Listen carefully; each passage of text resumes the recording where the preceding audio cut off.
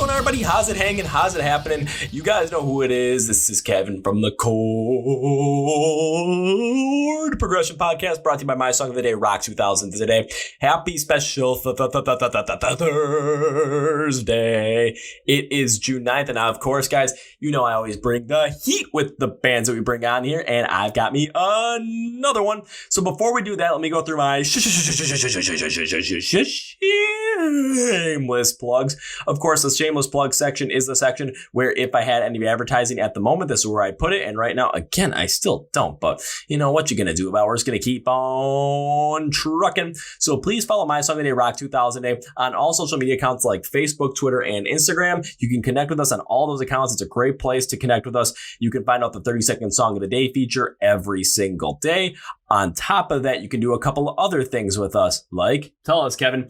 Well, we ask you guys a lot of questions on those places. You can find out anytime the YouTube videos get released, the podcast videos get released. We'll get into that a little bit. So when it comes to the questions, we ask you stuff like, oh, what are you listening to today? What's your favorite band's album from this band? What's your favorite band song from this band? Here are these two bands. Which one do you like better?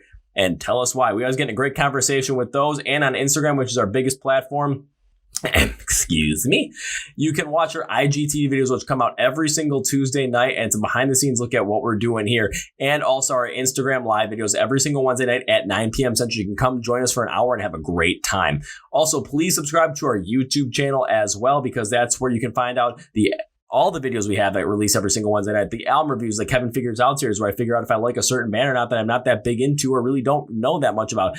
Ask different questions, top 10 lists, the year in awards. It's all on there, along with this Chord Progression podcast video. So please follow and subscribe to this podcast on YouTube, on Apple Podcasts, Google Play, and Spotify, because we are interviewing all the great emerging bands in the scene. They're going to be the biggest bands in the next couple of years, and I found another one. So I think they just liked like a post of mine or something. I just kind of stumbled upon them, and I listened to their newest album. It's called Glamour Gloom, and I was like, holy shit, we got to get these guys on. It took a little bit of time just due to some scheduling stuff and me going on vacation as well, but we got them on, and here we go. So if you like metal, then you're going to absolutely love this band. So all the way from Munich, Germany, please welcome the band Tenside. And from Tenside, we have Hani, the drummer. And this is a great conversation. You're going to want to listen to the whole entire thing. You will not want to miss a single bit of it, because it's very big into the music, but also it gets funny at the end. Trust me on this. So are you guys ready? I know you are, so let's go. Yeah.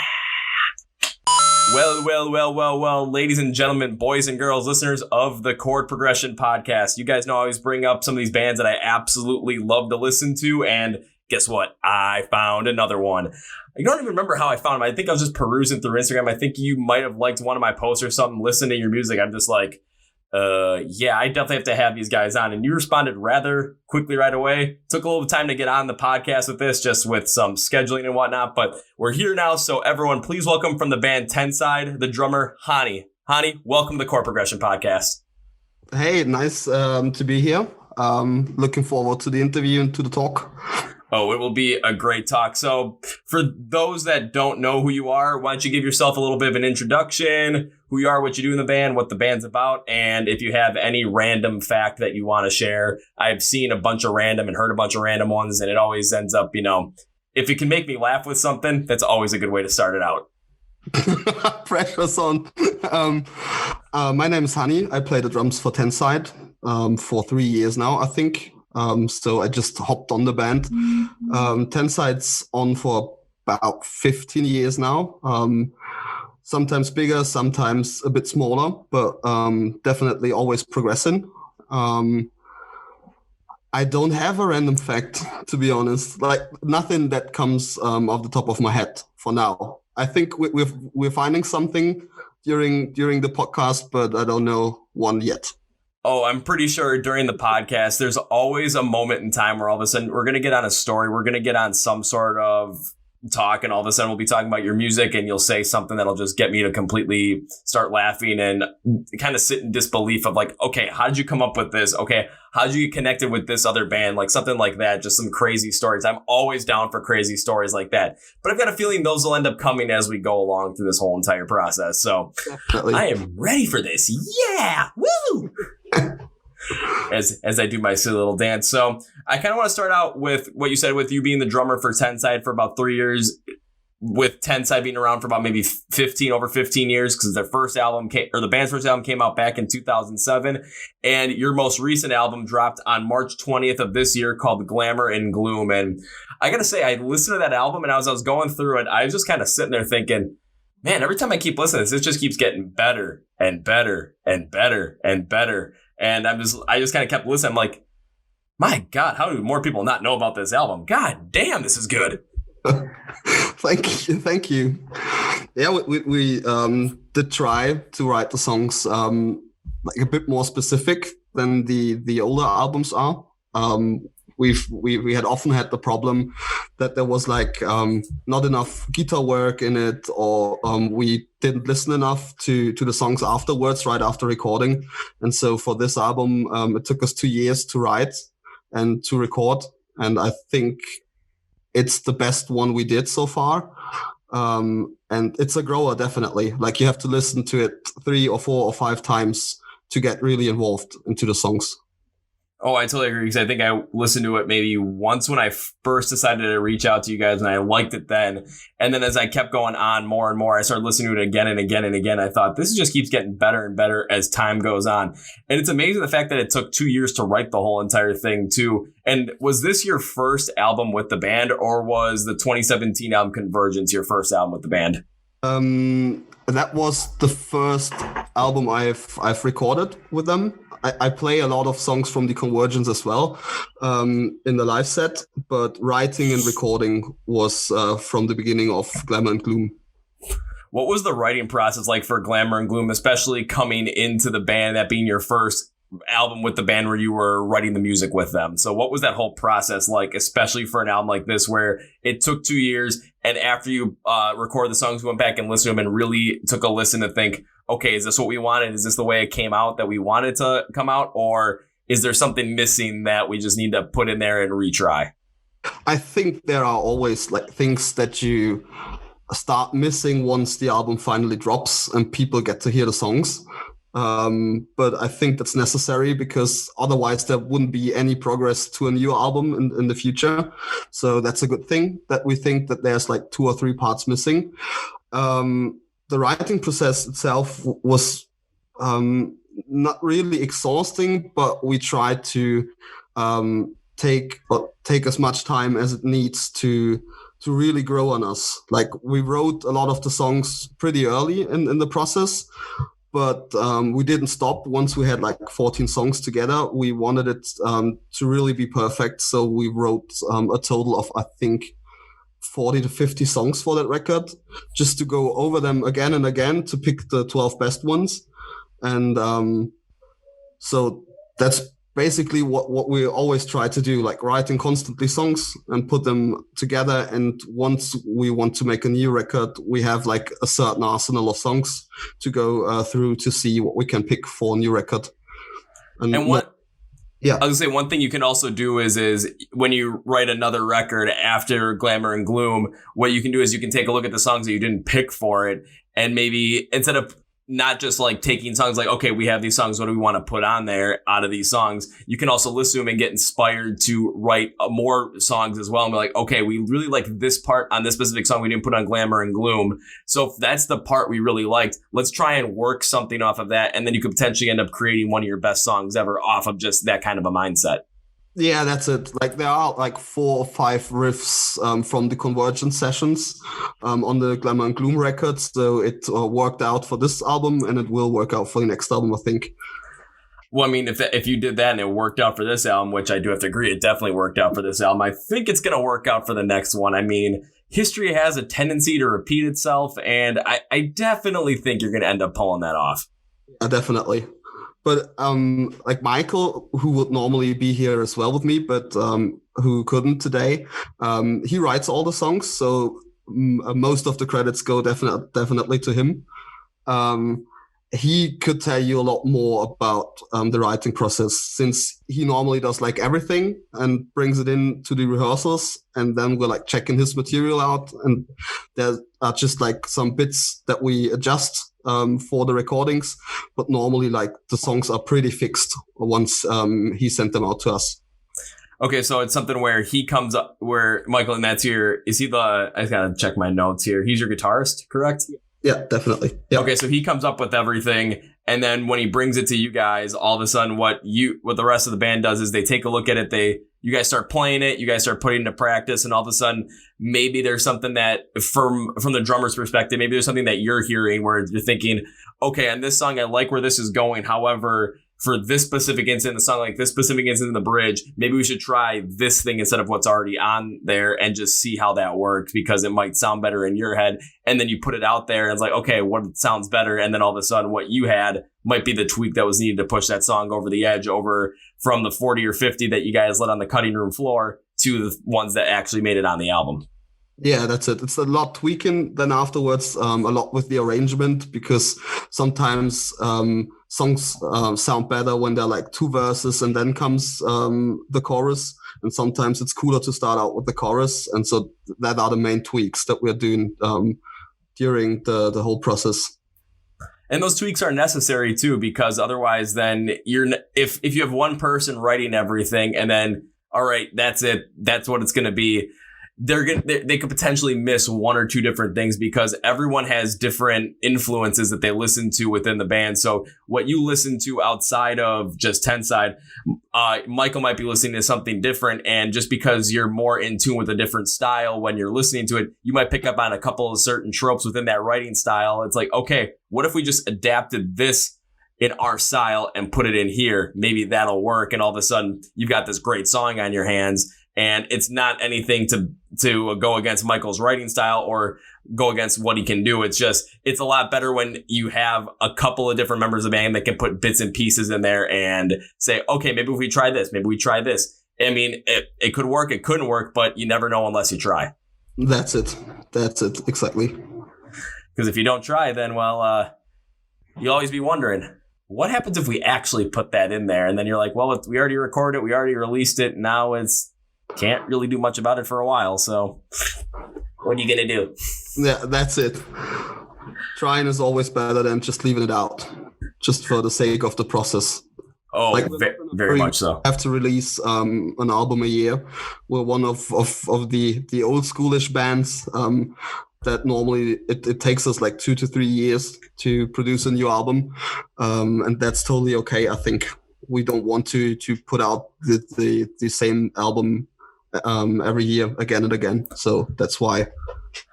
Oh, very, very understandable. Another thing you don't want to do is you don't want to end up just forcing to put out music and all of a sudden it's like, okay, we need to put this out. We need to put an album out in this specific time frame, because if you force the issue, then you're going to end up forcing different songs in there. And then you might start, I would say, catering to more like trends that are going on that necessarily don't resonate well with what your sound is. And I think a good example from my opinion on that would be someone like what Papa Roach did on their last album with Who Do You Trust? Because it was a year and a half when they released their previous one. And I thought they went really heavily in the electronic style, which I was like, maybe not as much of that, but I think they pushed that out just a little too fast. So it's kind of something you want to make sure that when you're putting out an album, you're putting out to the best of your ability, and that the songs are the way that you want them, and you're not trying to meet a deadline or anything like that. Yeah, definitely. So when it came to Glamour and Gloom, what was the theme behind the album? Especially, what was the message you guys were trying to put forward through this album with every single song? It's a lot about Daniel, our singer's personal stuff. He went through a pretty dark time during the last 2 or 3 years. He lost a friend to suicide, and he saw another friend like rise from the ashes. Like he had, I think, a drug addiction or something, and surpassed that. So he's sober now for a long time. And Daniel took his time to really think about seeing someone who's given up on life, and another friend of his who's like constantly fighting against drugs and who really had a pretty good comeback. So that's the reason why we named it Glamour and Gloom as well. Like Glamour represents his friend that overcame the drug addiction, and the gloomy part of it is his other friend who sadly passed away 2 years ago.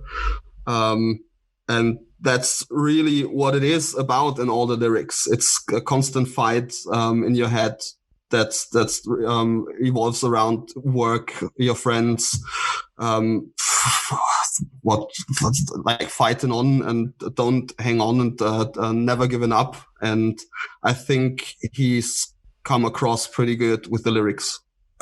I mean, I'd have to agree with that as well, that he came across rather well with the lyrics, given the fact that about 3 years ago, I started going down some of a similar path where it was just things weren't going right in life and it just took a toll on me mentally to the point where I end up thinking about, is it worth continuing on, or is it worth it just to give up at that point? So kind of having that other side of it where it's not giving up, continuing to move forward and continuing to try and break through whatever was happening ended up coming out, for the best. Because, I mean, I'm here talking to you on a podcast, so woohoo! Pretty dope. Yeah. So for the Glamour and Gloom side, I definitely ended up more on the glamour side, I would say, for my perspective. So definitely. Yeah.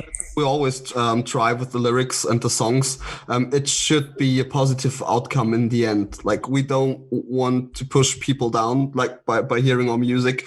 There should definitely be a positive outcome out of it. After listening to our record, you should feel good, not bad.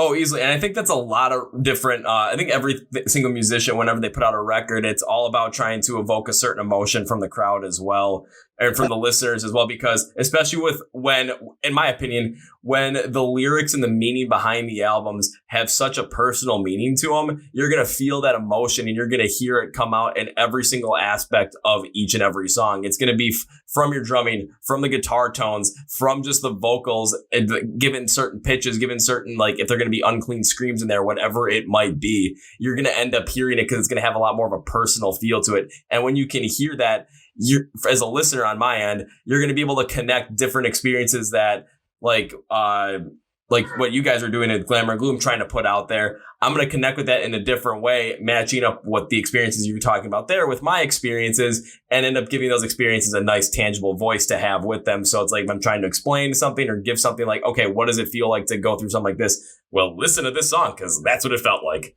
Yeah, definitely.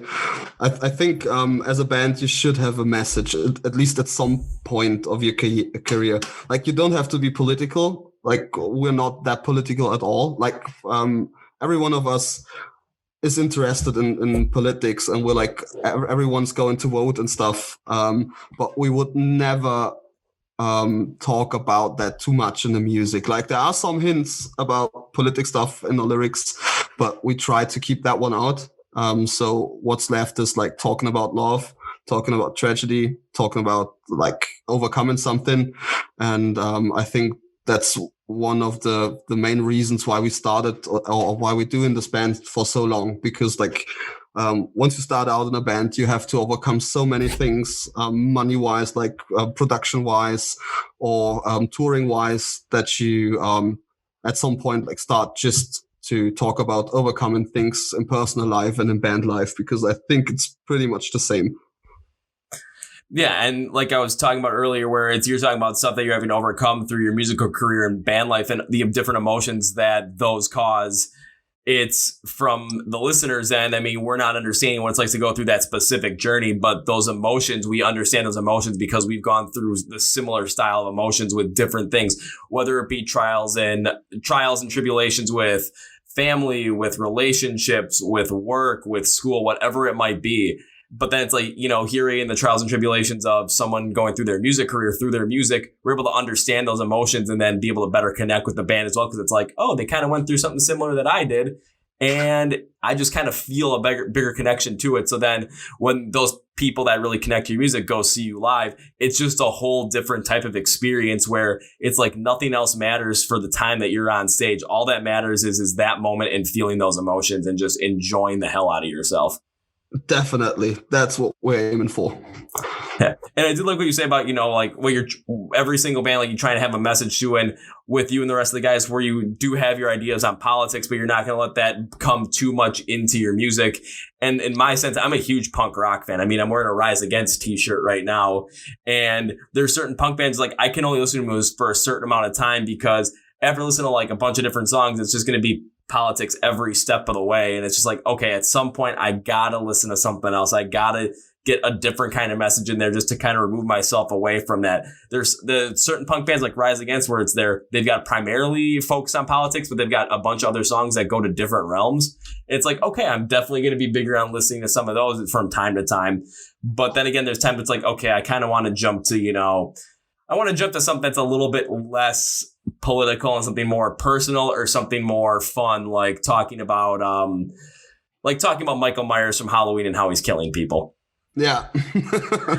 as I've got my little Ice Nine Kills guy right back there with me. So it's like, how am I going to make this fun? I'm like, I just have to look behind me. There we go. We're good. So, Glamour and Gloom comes out about a week after, or like right around the time when everything was getting shut down all across the world due to the coronavirus pandemic. So when you guys released the album, what was the reception like from your fans, and what was the reception like from everybody online when the album came out? What were people saying to you guys? Like, did they like the album? Was there any sort of criticism on the album? What was the feedback you were getting? I think it was the best feedback we ever got as a band. Like we charted in Germany on I think 46 or something in the top 100. That is not bad at all. Yeah, that was pretty cool. Since we weren't able to sell physical CDs because of the lockdown, it was even more impressive. Like we thought the whole release would go down the drain because of everything that was around. But it went pretty good. Like we sold a lot via iTunes and obviously via pre-order in Germany. And people liked it. Like it took 1 or 2 days and we got flooded with emails and stuff from people telling us how great the record turned out. And that was pretty great, even though we couldn't play shows. We had a tour scheduled for the release week that was obviously canceled. So that was a bit of a bummer to not be able to talk to your fans and to talk about the record while you're on tour. But we hope to get this done in September once we're good to go again. Wait, you guys already have a specific date when you guys are going to be good to go over in Germany? Kind of. Like during the last 1 or 2 weeks, government started like to overthink the situation and to open up restaurants and to open up bigger clubs. Like we're playing the first live show on next Friday, actually. So pretty stoked on that one. Yes. But it's seated nonetheless. Like we have to, that's a 1,300 cap venue and there are only 100 people allowed in there. And they have like to sit on these beer benches and just have to watch the show. So not that spectacular, but at least it's a show.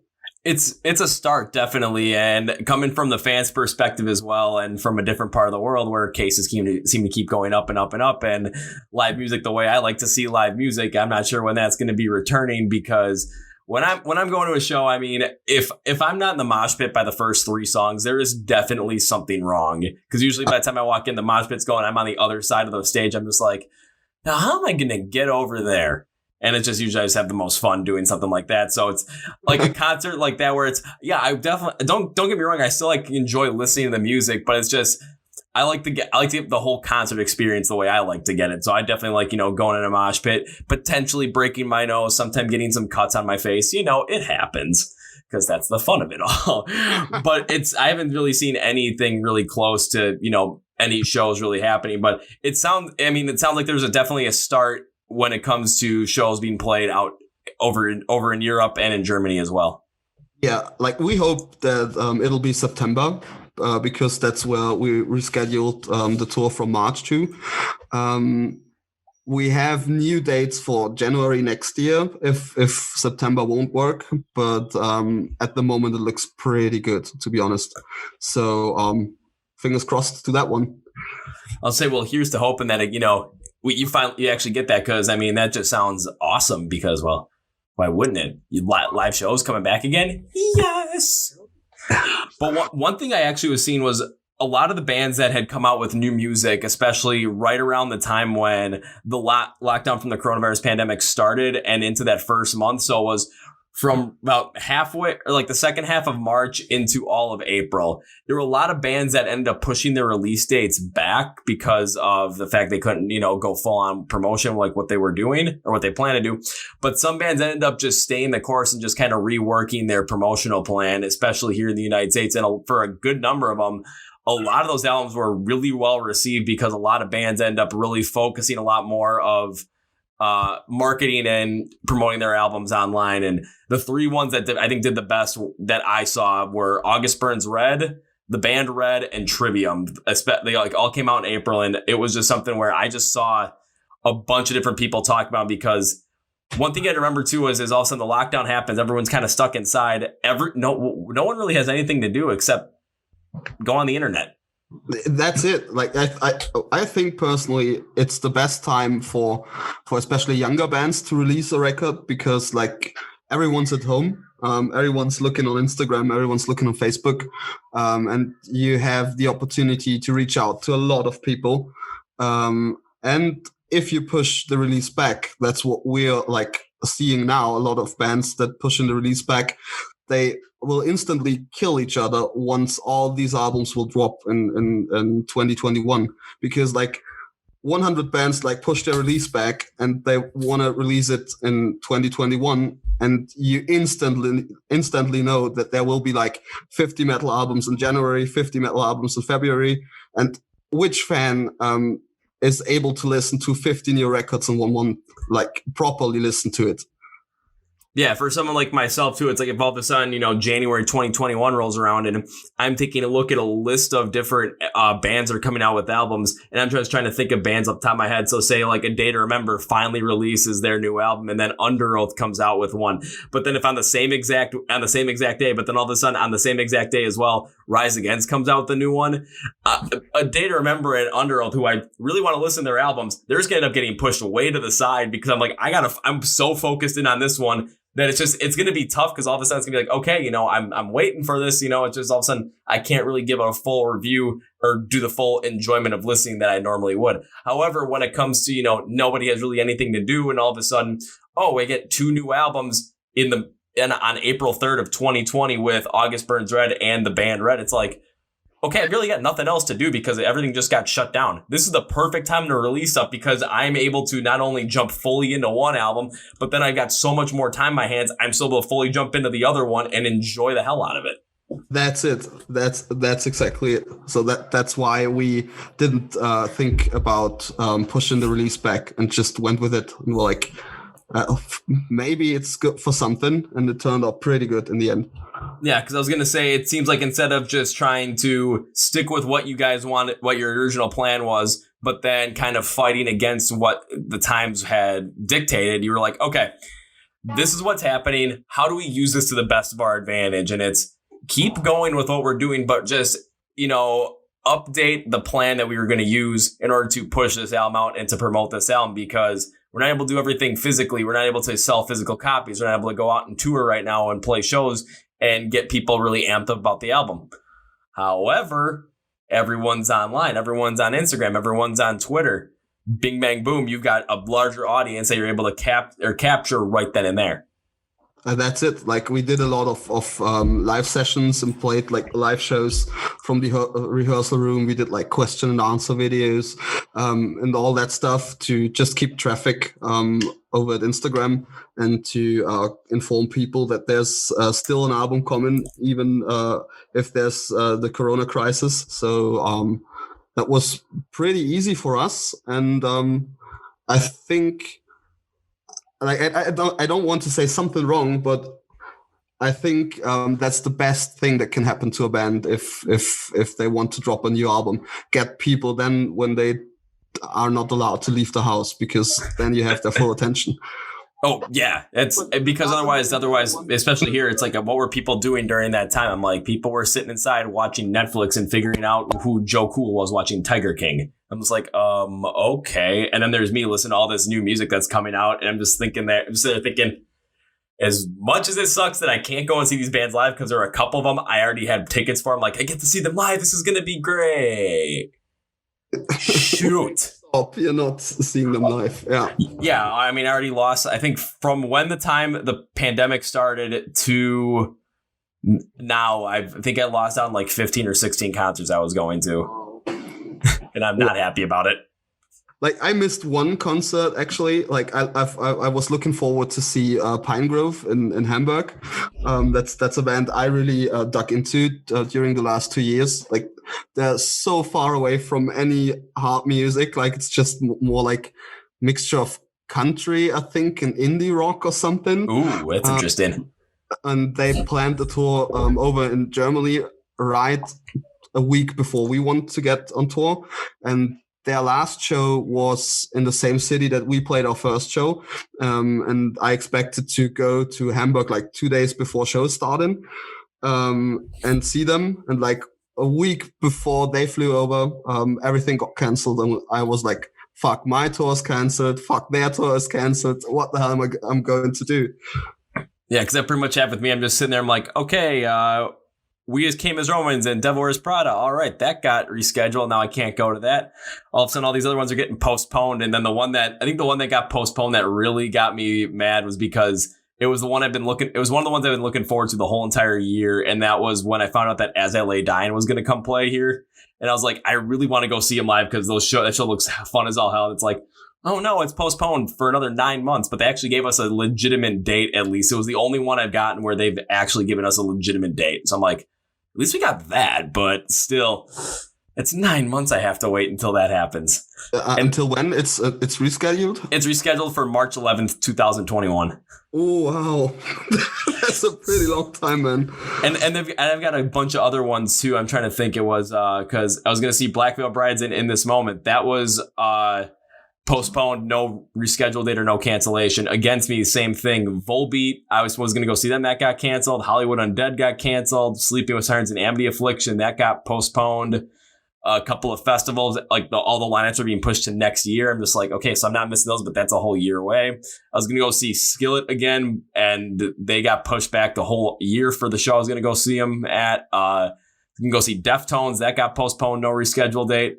Going to see Breaking Benjamin again with Saint Asonia because I've never seen Adam Gontier perform live. Really want to do that. All of a sudden, boom, that got canceled. And I just kind of took a notebook. I'm just like, screw this. I'm done. So many good shows, man. That's pretty hard. Like, I fortunately had just one ticket. And since we would have gone on tour, I didn't look up like other shows that I might want to see. So I didn't miss out on anything because I have no tickets for other shows.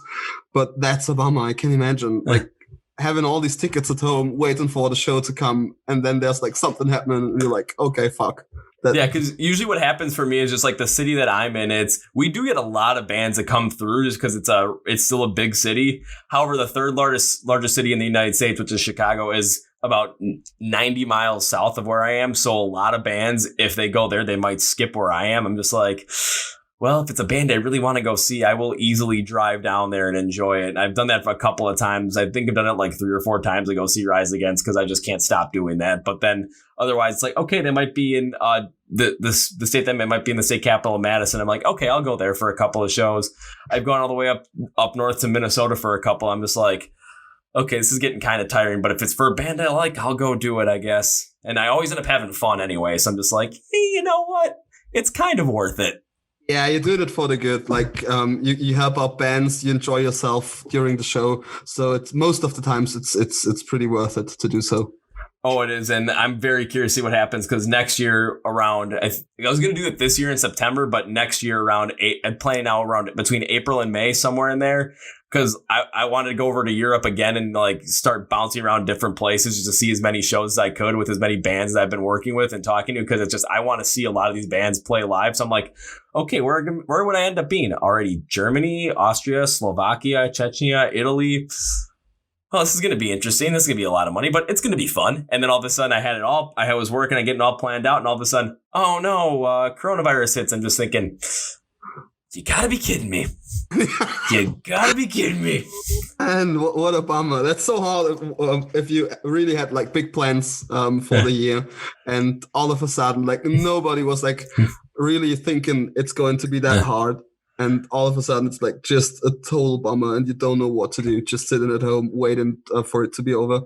Yeah, because like I had my plans. I started like working on that stuff out and started talking with different people. Like, okay, where am I going to be, kind of thing. And then I still hadn't spent any money yet because the plane tickets still hadn't the planes hadn't been scheduled yet for me to buy tickets for it. And then it hit right before I was about to do that. So I didn't. It was the plans got scrapped, but I didn't lose any money on it. So I just thought, okay, at least there's that. Yeah. Like pretty much everything is fucked, but you didn't lose any money, so yeah, that's on the plus side. Yes, and all that money is like, okay, I'm trying to save it all up, but somehow for some reason, all of a sudden, I'm like, okay, why is this still not growing as much as I wanted to? Oh, I realize that from that account, it's all getting funneled into this stuff now again. I'm like, okay, maybe I gotta figure out how to reallocate all this stuff because I still want to go over to Europe and do that whole entire thing. And then I got other plans like rent a little motorhome, go to a couple of different festivals here in the U.S. and all of a sudden, in between a couple of shows, like set up in the motorhome and try and have bands stop by for a quick 10-minute like podcast interview. Like, hey, we're live. How's it going?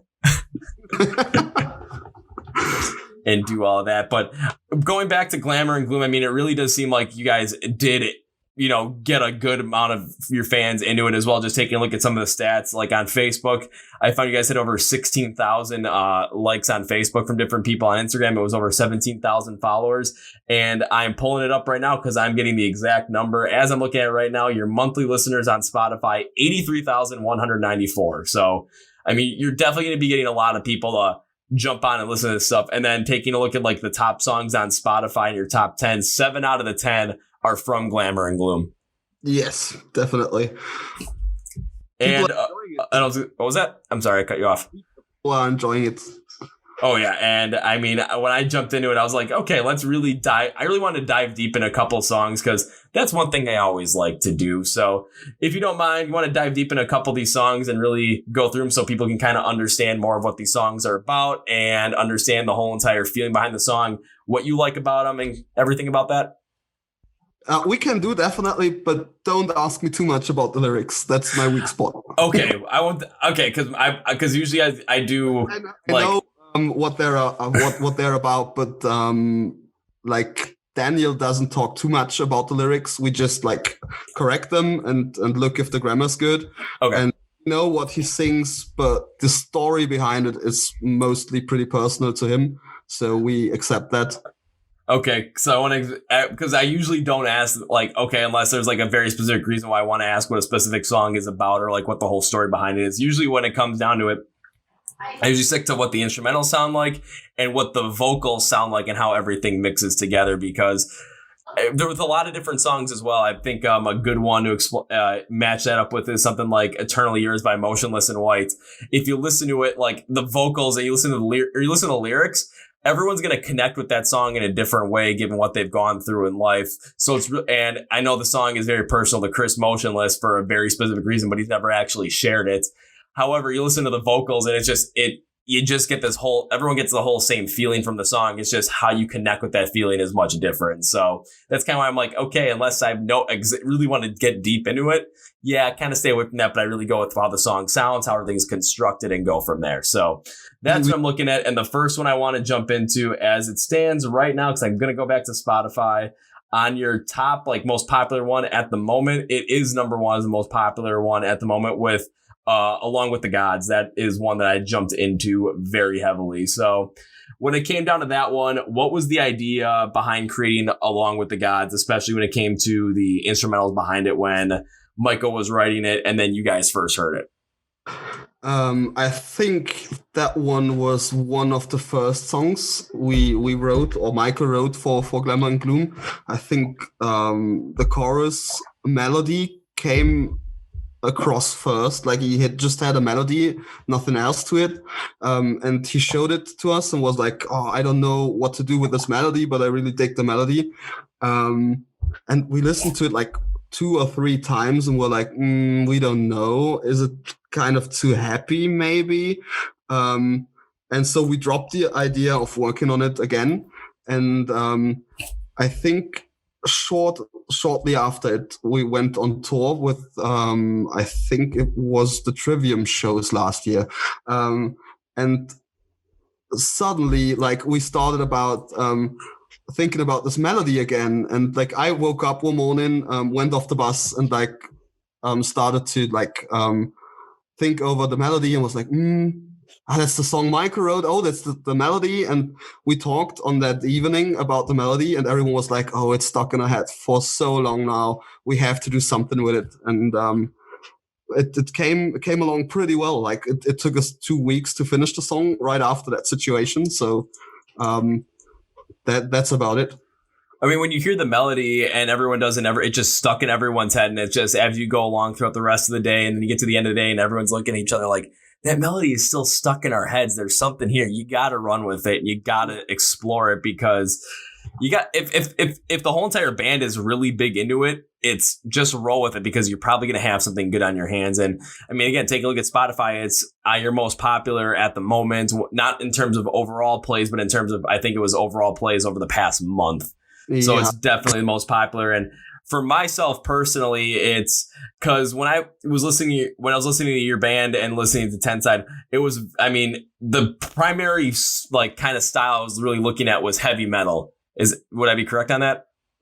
I think so. Like most German magazines are putting us in the metalcore direction. Some others give us more of like a modern metal touch. And we think we're just metal. Like we don't want to be that like in a special draw. Yeah. To be just called metal. But I think it depends on what songs you're listening to. Like there are definitely some songs that are pretty heavy core-ish, metalcore-ish, and I think there are a lot of songs just more heavy metalish, and some songs are like just like plain simple metal. So you can call us whatever you want. Yeah, because when I was listening to your stuff, it was the primary base of the sound is more heavy metal in terms of what you guys it sounded like. However, there are different tropes of things in there as well, different little aspects of things that I could pick up on. And the reason I bring that up is because, again, along with the gods, when I first listened to it, was the intro. It kind of brings you with a little bit more of like a melodic metalcore style intro, because the guitars are rapid, they're down tuned. The drums from you, they provide that rapid pace into the intro. And for someone like myself, the reason why I really was able to jump into the song right away is because my favorite genre of music ever since I was once I basically kind of started forming my own opinion on everything, get my own ooh, this is what I like kind of thing, instead of just what my parents were listening to. I was always big into punk rock. So the two ways I kind of branched off at that, one was go more towards the rock side of it and stick with hard rock. And then the other one was stick towards the punk side. It was more hardcore punk, but I couldn't really get fully into hardcore punk. But then I found metalcore. I was just like, yay! I was so happy. And the reason why I liked it, because as a metalcore fan, this brought me in, but it also, I thought, especially with the song, it kind of let you take it in any direction you really wanted. So just, you brought a lot of people into the song, and you created a lot of intrigue behind it from that intro. But then it's always like something like, okay, that's the intro, but now what's next? Like, I was getting excited for it. And then the first verse, you kind of, when I was listening to it, you got the down-tuned guitars in there, you got the drumming, and you hit more with on the major beats, like the 1, 2, 3, 4. So it didn't keep as rapid of a pace, but I liked how you use this because it allowed you to attack the rest of the song with your own specific sound from Tenside. So I'm like, okay, this is definitely somewhere you're bringing people in like myself, and then you're giving us a taste of what you guys are all about with your music from a bass standpoint. So I'm like, okay, I can really start getting behind this. I'm like, this is getting fun. Just me sitting at my computer, just working on something for my full-time job. And I'm just sitting there just going like, yeah. Just kind of bopping my head back and forth, like almost trying to headbang, but I was also on a phone call with my boss when I was listening to this at the same time. So I'm like, I can't like go full on crazy because I'm going to knock the specific microphone with my head. And all of a sudden my boss will say, well, what happened? Well, you're not going to be surprised when I say this, but I was headbanging. And he would have said like, oh, that makes sense. No, because there was a couple, it was like 2 weeks ago, or about 2.5 weeks ago, I was on a call with my boss for my full-time job, and I always end up having music playing in the background as well. And there was one point he's like, all right, what are you playing now? I just like, you ever heard of the band Tenside? Nope. Well, you have now. So slowly starting to, build the fan base over here as well. So, yeah. Bringing all the big players in. Yeah, bringing all the big players in from guys that are 27, 32.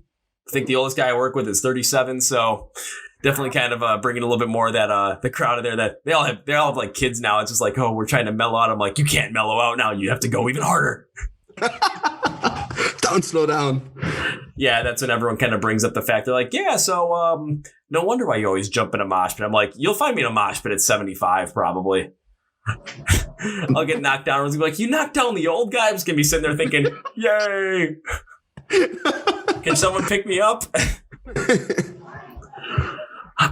However, I think the biggest reason why this song it really sticks out, especially through the instrumental standpoint with Along with the Gods, in my opinion, is what you guys did with the pre-chorus and then going into the chorus, because the chorus is like the real catchy part of the song, in my opinion.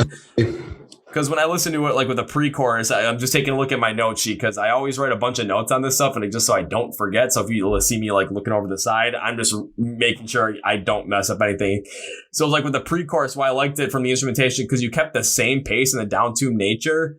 However, like the guitar is like, they're able to kind of let the lead guitar play with like a higher shredding tone. So you had a little bit of a mixture in there. So it's like, okay, it's still heavy, but now you're kind of adding more sounds in there. It's like, again, what way are you guys going to go with this? I was just getting super duper intrigued throughout the whole entire thing.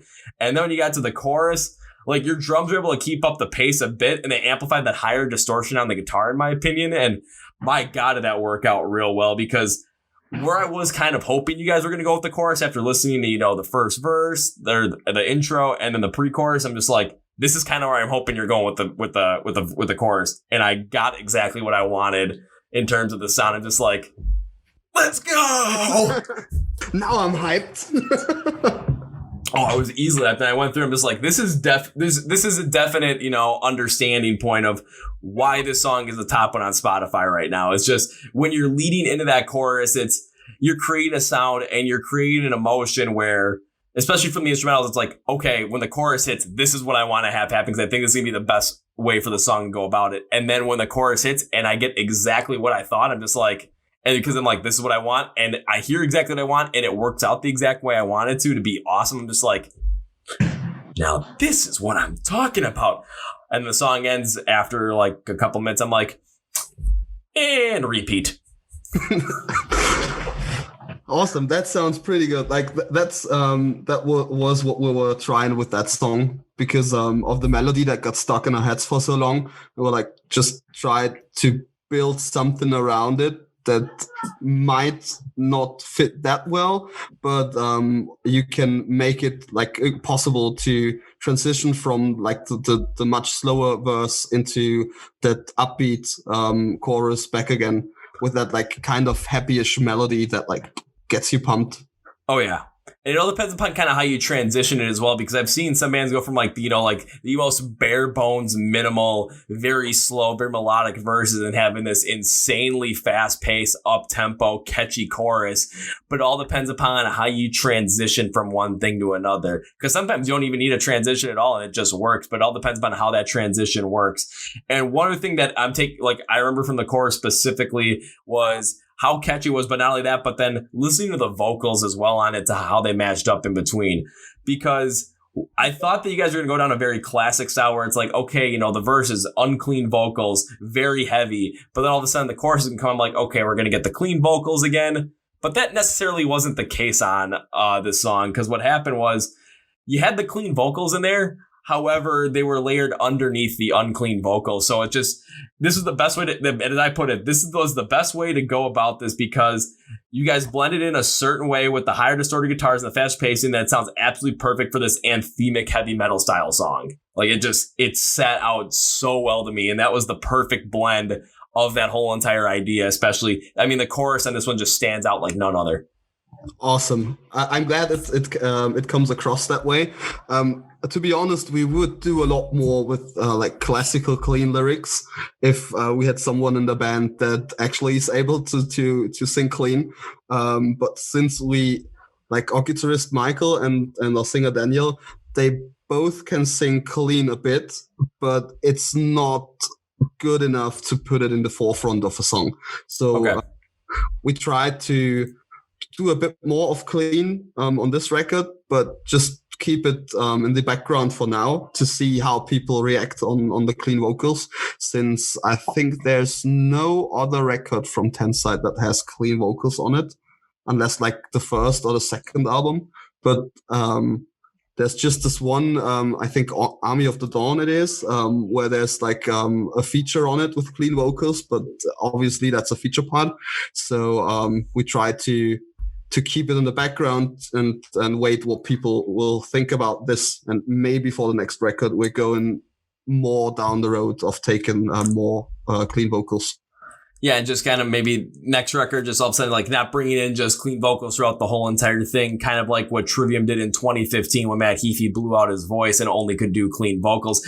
It's kind of like you don't want to go down that road, even though to Trivium's credit and Matt Heafy's credit, that album still sounded pretty dang good. But it's just the unclean vocals has added so much more to it, where in this instance for you guys, what I liked, I can't remember, along with the Gods, why I liked that so much, especially with the vocals, was because the clean, like there were parts of clean vocals in there in the chorus, but the fact that you had them layered underneath the unclean vocals, it's the unclean vocals still stood out as the prominent style of it. However, just the clean vocals underneath gave this song a whole different dimension to it. And just, I thought they just kind of were able to bridge the gap a little bit between the chorus or like the vocals in the chorus and how the instrumentation was going and how the guitars were playing off as well. It just kind of had that perfect spot in there where it just allowed everything to blend together in, well, I'll put it this way, blend together in perfect harmony.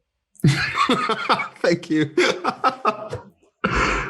So for all of those people out there that are like, oh man, I want to go listen to this song. Well, yeah, you should.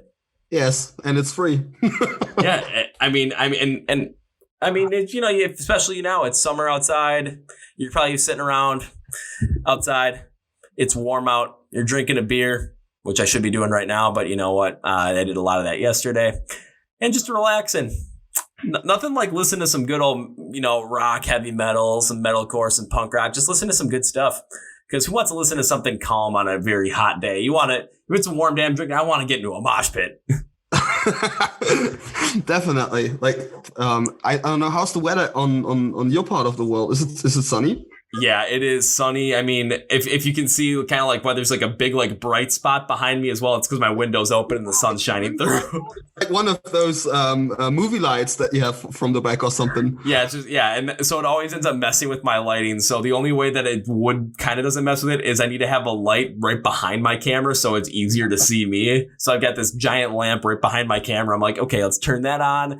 Now you can actually see me, and that's going to be there. Well, right there, but it's nothing that's, you know, too, it's not going to distract from, you know, from me. Woo! So while I was listening to Glamour Gloom, there was one other song that stuck out to me, and it was one that I'm like, is this going to be one that's kind of like really in that like top 10 on Spotify? And it was a little bit further down the list, but it was one that really stuck out to me from what I was used to listening to more as a kid, and that was The Last Anthem. Okay, yeah. And the reason why that one stuck out to me is because it was kind of like interesting, because it was like heavy metal mixed in with like 1980s hair metal, just with the way the anthemic sound sounded.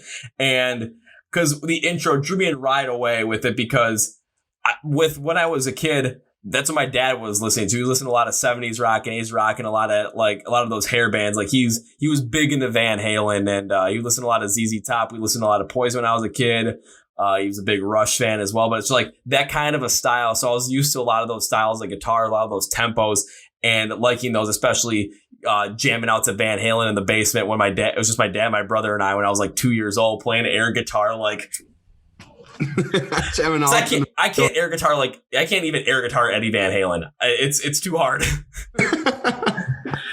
But I absolutely, and then I love what you do with the drums because they created this really nice pacing to the songs, and the guitars, they're heavy, they create a higher distortion feel to it. And an example that I thought of it was just kind of with like that hair metal inspiration anthemic feeling song was something like I was trying to go for something a little bit more recent to kind of have a little bit more of that feeling there.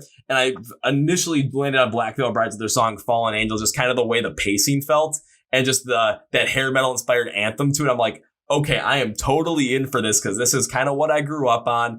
I still enjoy listening to this stuff. So I'm like, okay, let's keep going because it really created that anthemic sound. And calling the song The Last Anthem, it had to be anthemic. I mean, if it wasn't, there'd be a problem. Definitely. And then as I kept going on in the song, went into the verses, and my thought was, you provide with like more of a heavy metal style, but you still had the pacing of like what a hair metal anthem would be. So it was heavier, but it still had the same kind of pacing. So that it was an interesting mix. The drums, they kept the pacing from you, but I thought you used a lot more like heavier sounds on them. So everything hit a little bit harder, used a couple more toms instead of snares kind of thing. And the guitar is going to go heavier with one having a little bit higher tone over the other again. I do have to admit, the unclean vocals at this point, absolutely killer is how they worked. I thought it was great. Awesome. That's pretty good to hear. Like, I think that's the favorite song of Daniel, our singer, because exactly what you already told. He loves the anthemic style of it, and is totally into how close it at some point sounds to like hair and glam metal stuff. It's pretty fun to play live though. Like we've played it I think on 2 or 3 live streams, and could like try it out when like there are people actually listening to it instead of just listening to it on the record. And for the other guys, it's a bit of a grower. Like we didn't like that song that much, but it made its way on the album because it's like Daniel's favorite song, obviously. So every one of us has like his one favorite song, and even if anyone else in the band hates this song, it finds its way on the record because we think since we're not earning that much money with the music, you have to have your favorite song on the record that you're recording. So it's a grower, definitely. Like we start to love it more and more. Well, I'm really glad that Daniel decided to, make this his favorite and put on the record, because I still got to go through, because when you got to the chorus, it had the anthemic instrumentals, but it was still absolutely heavy. And the biggest thing that sticks out to me in this part as a huge positive are just from you, especially the drum fills, because they kept the song real rapid. They kept that anthemic feel. They need to keep going. Like it just really diversified everything going in there. And then there was something that I was definitely not expecting from a type of song like this in the breakdown, because you went with this heavy metal kind of breakdown. It wasn't anthemic. I mean, it was heavy. And I sat there thinking, okay, this song's got this hair metal, glam metal inspiration to Tenside's metal sound. And then all of a sudden you're going to give me the breakdown and it is just full on heavy metal. It's hard. I'm just like, holy crap. In my thought, I never thought this would work, but after listening to it, it made so much sense and it was so well done. I stuck to it. And it's something I always think about, where if I think with, especially with music, if I think about it, I'm like, okay, this probably is not going to work in theory. Just hear it out first, because it might work out even better than you expect. Yeah, that was one of those moments. Like, I think it was me, or was it Michael? The song was already finished and we're like, is that really what we want to do? Like, the song's good and all, but there's something missing. We have to do something different, maybe, kind of. And I think Jonas, our bassist, started playing like a slow breakdownish something on his bass, and we're like, what's that? And we just tried it out and looked if it might fit to the song, and I think it doesn't fit that well, but once you play it and once you hear it like one or two times, after you're like surprised that there's another part that you didn't expect, then you start to realize how good it actually is. And so we decided to leave it in there. And I'm incredibly glad you did, because I think that's the best part of the whole entire song, just given the fact that you're not expecting it, and it just changes up the whole entire feel of the song just with that breakdown. However, again, you don't think it's going to fit if I just tell you about it, but if you listen to it, it's just going to make so much sense, and it's going to be the best part of the whole entire song because you're not expecting it. You don't think it's going to work out, but in practice, it really does. Definitely. And that's what we talked earlier about the process of the 2 years just writing and listening to the stuff over and over again. It's so important because you come up with so many great ideas, even if it's just some transitions or like another twist to a chorus or something. It takes time to get those things on a record, actually. Like, at least that's what I think. I don't think a band that's like regularly releasing albums every year or every like half a year sometimes. It's just putting out stuff. Like, you write a song and you listen to it once and it's like, yeah, okay, it's going on a record. And you do it like with 12 songs and just release an album every year. And that's not what we are going for. And like, so do that. Like, there are certain bands that are definitely putting out great albums every year. But I think for the most part, those bands are rather disappear than start a great career on music. Yeah, I'm trying to think some bands that like really put out records like really quickly. It's like they started out real hot and all of a sudden they came out with like one or two more within the span of 2 years and all of a sudden just kind of fell off the map. Right now in my head, I'm just not thinking of one or a good example of that right now, and I wish I had one for this because it makes so much more sense if I did. Yeah, there are some, but I think it's hard to see over in Germany, but obviously most bands we're listening to are from the US. So it's hard to tell if they really fell off the plate at some point. Like, there's Black Veil Brides, for example. They're huge in the US, and like they didn't play shows in Germany like for 5 or 6 years now. Like, I think I saw them live was like 2010 or something. And I always thought the band like split up at some point. And now you're telling me like I was going to see Black Veil Brides. I was like, okay, so they're still around. Like, in Germany, nobody knows that, I think, but they were pretty huge here in Germany as well a couple of years ago.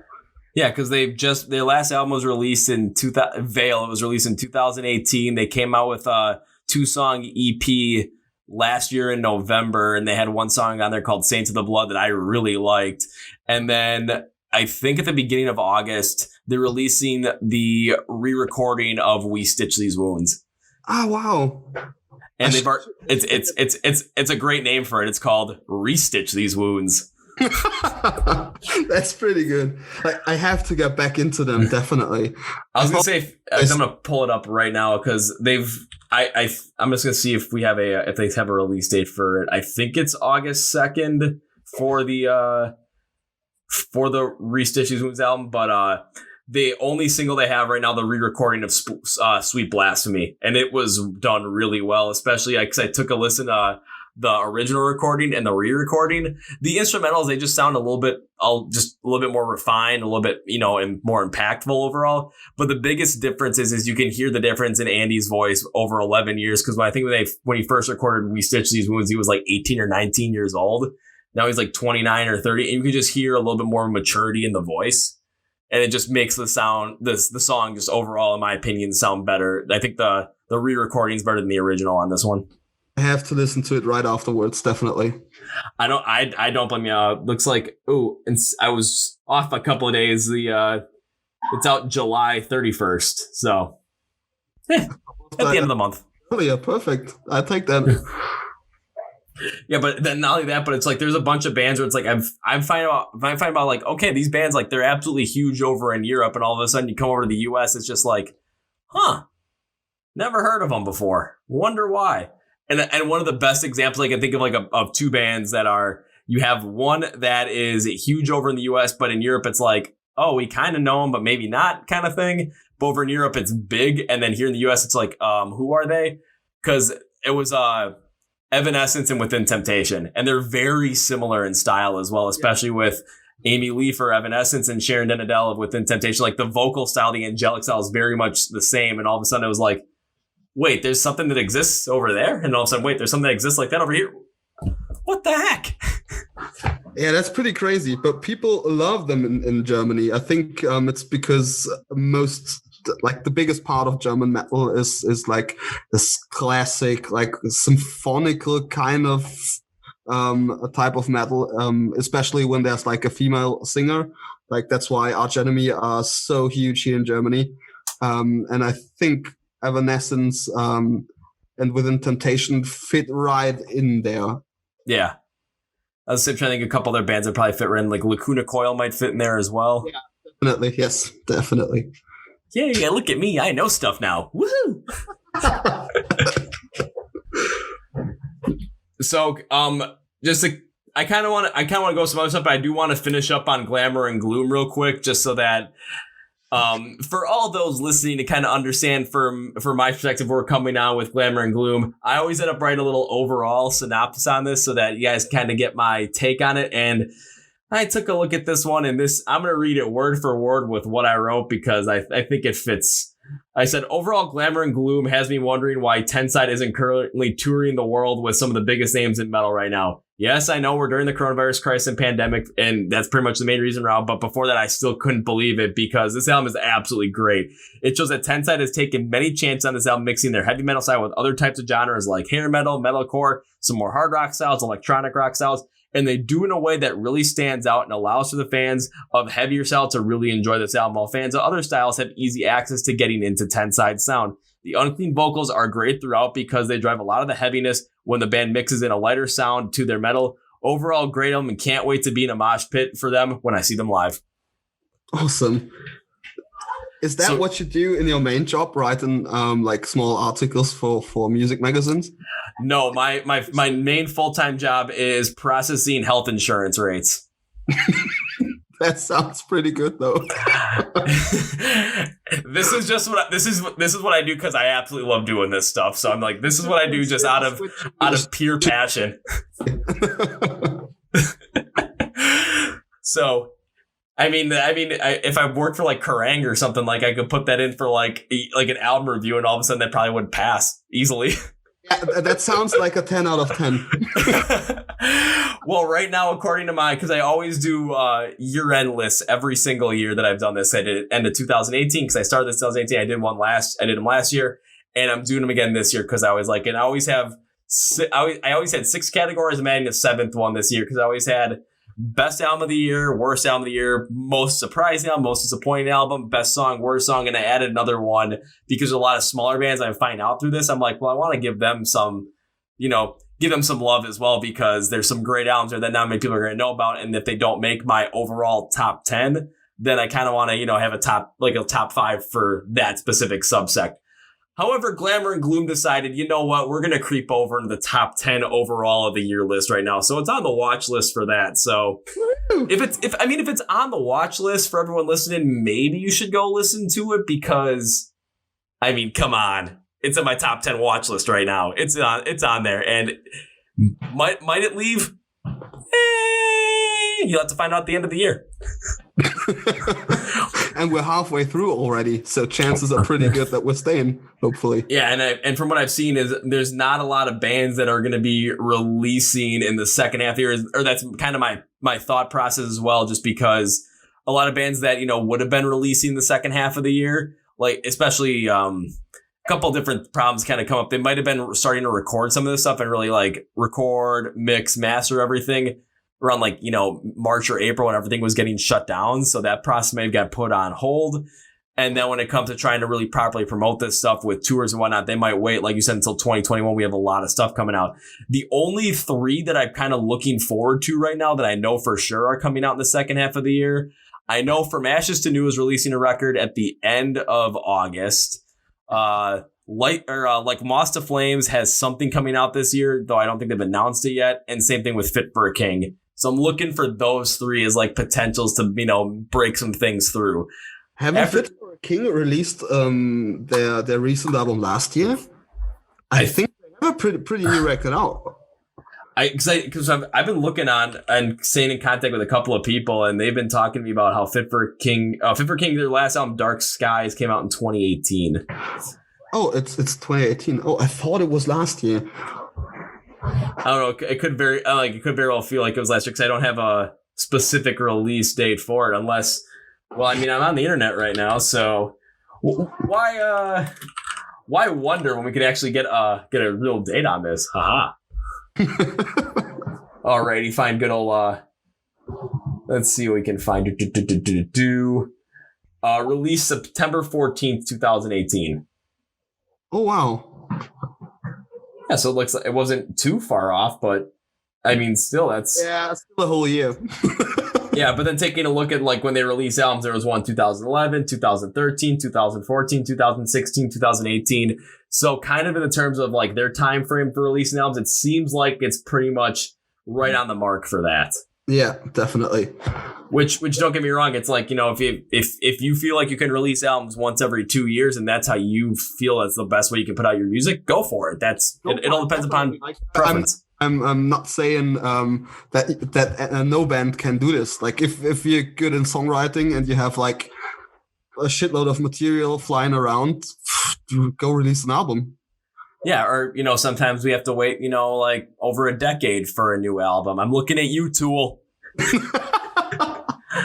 13 years. It's like that album that much. Like I was so looking forward to it. You weren't a big fan of Fear Inoculum? Yeah. I like it's a good album, don't get me wrong, but I think the fact that we had to wait like for over 10 years almost to get a new Tool album, it was not that good. Like the 10,000 Days is so much better. Yeah, it was a difference between anticipation, expectation versus reality. It was had they released that album say in 2009 instead of, or Fear Inoculum came out in 2009 instead of 2019, it might have been received a lot more positively by people that weren't the biggest fan of it like yourself, because saying it was a good album, even myself as well, I'm like, it was fine, but it just didn't live up to the expectations of that. And one band that I saw or I felt that happened with this year already as well was In This Moment, because they were supposed to release in summer of 2019, but then didn't release until the end of March 2020. And I was like, okay. Not sure on that. And then the one I'm nervous for now is A Day to Remember, because they were supposed to release last year in November, and then they said they were going to put it off for a certain amount of time. They've released 3 singles already and no idea of a release date. So we're just like, what's going on here, guys?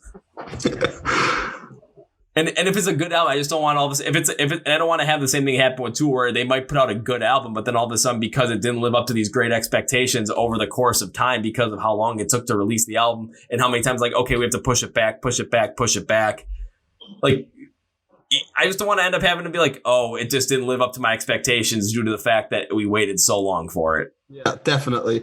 But I think that's always a problem. If you're like looking forward to some band's release that you're really stoked on hearing for the first time, there is like a kind of pressure you put onto yourself, because you expect like the greatest album of the year, for example, and then once you listen to it for the first time, there's like almost no album I listened to in the past that really like got me to these expectations.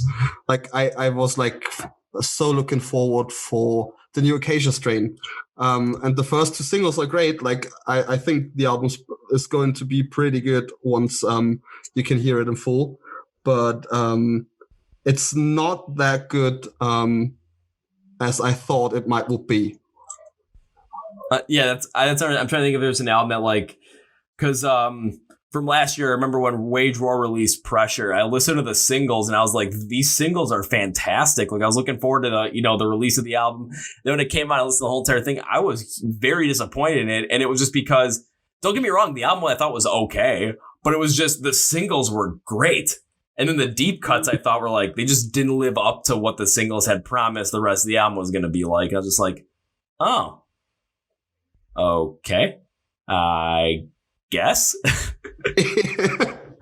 And it's so hard to talk about to talk in that way about bands you actually normally like. Like you love the older albums, you love what they're doing, and then there's this certain album where like, yeah, it's a good album, but it's not much more than that. Yeah, and a good example for me, I mean, because I'm wearing the Rise Against shirt too, it was when they came out with the Black Market in 2014. Like, I was excited because I'm like, I get new music from my favorite band. This is going to be awesome. I listened, I just thought, I mean, it's okay, but listening to their other stuff, it's so much better. I'm like, this just seems like a very weak album for them. Then in 2017, it was like, I remember I was at the job I was at there. It was, I was April, and all of a sudden I'm sitting down there and I get a text from my girlfriend. She's like, you know, Rise Against just announced an album and has released their first single for it, right? And I just like texted back like, I'll be right back. Because I looked it up and I listened. I'm like, okay, hopefully, you know, this is better than what we initially listened to. Put on the headphones, cranked it up, and it was off of Wolves, the first single, The Violence. And I'm just sat there just like, this is what I was hoping for. Yeah. Getting better. Woo. Yeah. And then all of a sudden the album came out like a month and a half later. Like there was, and it just was just like, okay, here, you know, we're going to release it now. Here it is kind of thing. And here's the first thing, got a month and a half to prepare for. I'm just like, okay, you're not giving me much time to really like build up so many expectations, but that single was good. And now I just read an article from them on Kerrang after they did like a live stream. I think it was on Wednesday or the previous Wednesday or something, where it's like, yeah, they've got music already recorded, everything ready to go, but they're not going to release it until the pandemic is over so that they can go and tour with it and play it in front of people. And I'm sitting here thinking, okay, at least I know it's done and I'm getting ready for it, but I'm kind of afraid that my expectations are going to keep growing and growing as I keep waiting and waiting for it. That's it. The longer you have to wait, the higher the expectations go normally. And that kind of that sometimes can actually lead to something incredible, but the majority of the times I've seen it happen, it just ends up leading to some disappointment because you build up so much in your mind that it can be the greatest. It can be one of the greatest things they've ever written, and if it just doesn't live up to being the greatest, if it's just one of the greatest, you might be like, well, it's good, but I mean, I was expecting something like, you know, I was expecting like every song to be as good as Bohemian Rhapsody. Yeah, definitely. That's kind of what happened with Tool. It was like we were all expecting like, okay, this is Fear-Inoculum, the song. Okay, it's gonna be like Bohemian Rhapsody. All right, Tempest. Okay, that's gonna be like Bohemian Rhapsody. Well, they're all over. I think the shortest one on Fear-Inoculum was like a 4-minute song. Otherwise, the longest one was like 15. Yeah, that's insane. However, because you did bring up this one band earlier saying you kind of toured with them, and it was something where when I listened to their new album this year, and I did mention them earlier as well, that I was absolutely like blown away by it, was Trivium with their What the Dead Men Say album. Awesome record. I love it. Like I won a vinyl copy of it, like right over Instagram from like some sort of influencer stuff. Like I just wrote a comment and was like, oh, I'd love to get this for my collection. And I finally won it and waited for my listen to the until the vinyl arrives at my home. And I love it. Like I'm not that huge Trivium fan. The rest of the guys are. Like I admire what they're doing. I know how good they are, and they were pretty fun to tour with. So like that might got me more into them. But their recent album is awesome. I love it. Well, because I remember going through it as well, because especially with me having like doing my reviews on this stuff, I was looking through different publications like Kerrang, Loudwire, Alt Press, seeing what kind of interviews they had with guys from the band, with Matt Heafy. It's like, okay, what do they talk about the album? They said like what the Dead Men Say. What they try to do is they try to take the best aspects from 20 years of their music career, try to take the best aspects and really make an album that they wanted to make that was also for the fans as well, to really give them everything they wanted. And I listened, I'm like, we're pretty much getting every single trope of Trivium every step of the way through this album. And it's just awesome going through the whole entire thing. It's only 10 songs, but then the first song is an intro, a 2-minute intro, so you only get like 9 songs, but still each song comes through full force. And because I've listened to it over and over again, I'm just like, now this is what I'm talking about.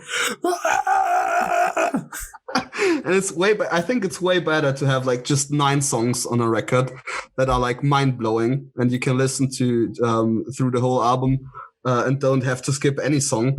rather than have like 12 or 13 songs where you have to skip like every second song. Yeah, you want to have it be all killer, no filler. Yeah, that's it.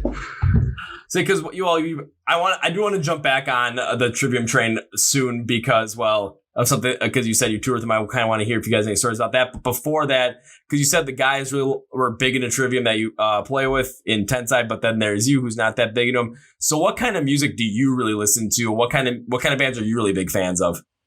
Like that's pretty funny. I think all of us are kind of into metal, like since that's the music we grew up on. Like I was a huge metal fan back when I used to live with my parents. Like my first bands all were metal bands, and I kind of evolved from that in my early 20s and started listening more to punk rock, and then I got really into German punk rock, especially. I don't know why, but it kind of got me. And from punk rock, I went to German hip hop, and then I started listening a lot to American rap and hip hop.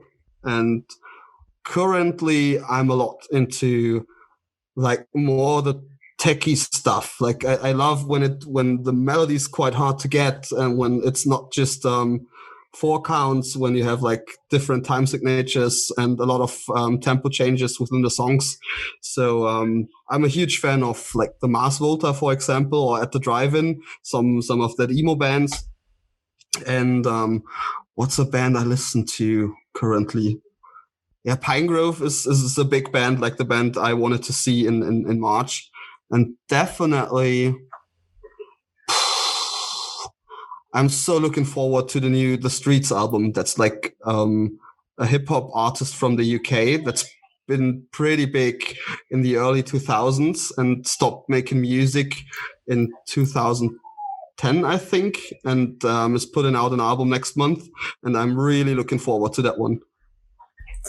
Okay, so is that an album that just, because what we were talking about earlier, was that an album that all of a sudden was just, people were talking about for a while, like, okay, are they going to come back and make one? Or is it something that it was just surprised that they were going to come out with a new album? He released like 4 singles, I guess, starting early last year. But there was like no date when the album is going to come out. And like I just read about it 2 weeks ago, and like my expectations are huge for that one. So I hope that I'm not going to be disappointed. And so you hope you get something where it's like, okay, here are my expectations for it. And then you listen, you're going to hope it's going to be something like, oh, yeah. It's definitely a contender for best album 2020. Ooh. Definitely. So that's how high my expectations are.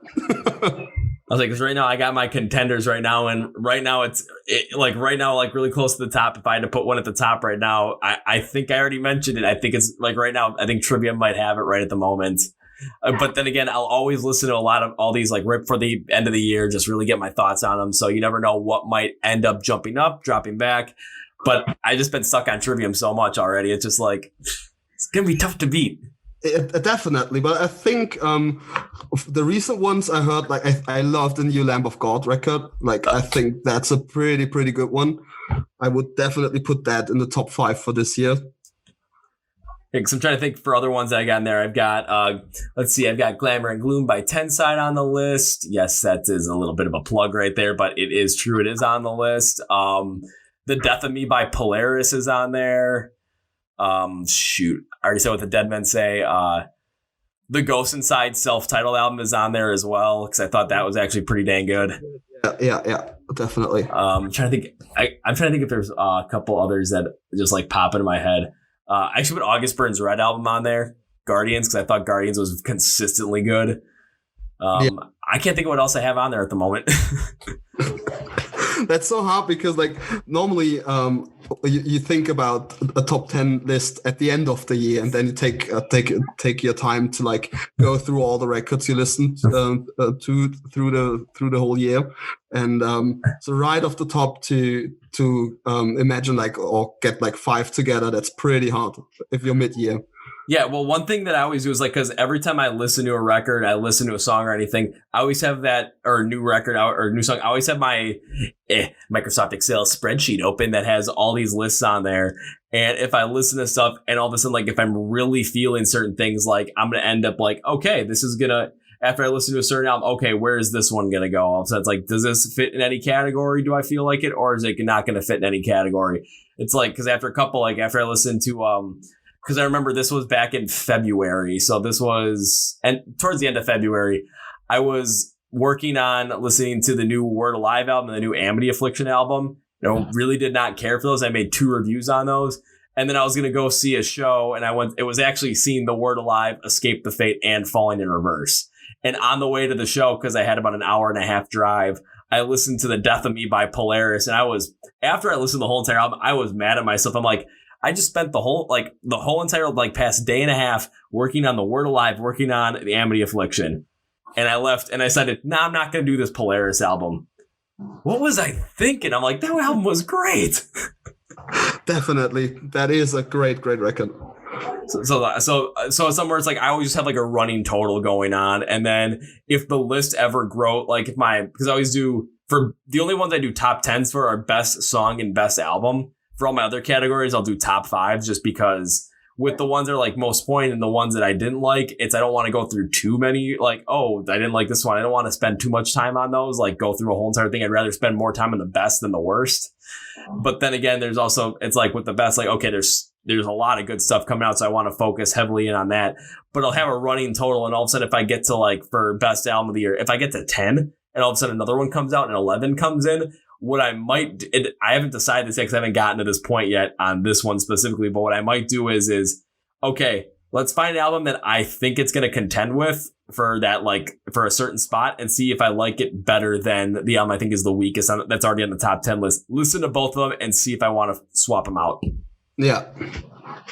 And I've got a feeling I might do that, or what I might do is I might just have the running total list and then see, okay, which ones from the second half of the year, because they're all the second half of the year. They're going to be the ones that are going to end up trying to swap out ones from the first half of the year. See if any of them kind of come and remove some of those, push some of those out. We'll see what happens. I haven't decided yet because, well, I got a whole nother 6 months before or actually like 5 months before I have to decide, okay, this is what I got to do for all these. Now I have to write out like my thoughts for 7 videos, shoot 7 videos, edit 7 videos, upload 7 videos, market 7 videos.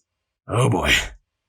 A lot to do. And you never know what the album sounds until you finally hear it for the first time. So there might be some records that you potentially wouldn't put on the top 10 spot, but that are surprisingly so good that they might make it in the top 10 even without you thinking of it beforehand.